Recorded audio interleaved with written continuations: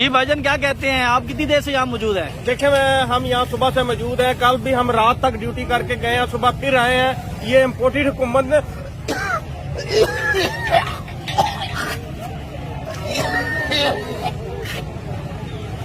یہ جو امپورٹڈ حکومت ہے، انہوں نے زمان پارک کو مقبوضہ کشمیر بنایا ہوا ہے، اور پاکستان تحریک انصاف کے ورکر، بچے، عورتیں، مرد یہ کل دوپہر سے یہاں اپنے قائد کی حفاظت کے لیے موجود ہیں۔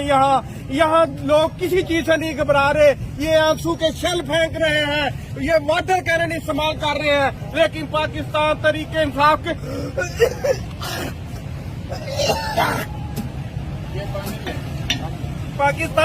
انصاف کے جو ورکر ہیں، بچے ہیں، یہ کسی طرح گھبرانے والے نہیں ہیں۔ انہوں نے پولیس کا پسپا کر دیا ہے، انشاءاللہ تعالیٰ یہ اپنی جانیں قربان کریں گے، لیکن اپنے قائد کی گرفتاری نہیں ہونے دیں گے۔ انشاءاللہ تعالیٰ ہم حقیقی آزادی تک یہ جنگ جاری رکھیں گے، اور یہ وقت بالکل قریب ہے۔ ان غداروں کا، امپورٹڈ حکومت کا وقت ختم ہو چکا ہے۔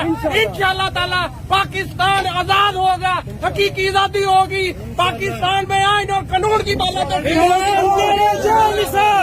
اپنے قائد کو ساتھ ہے، کون بچائے گا پاکستان؟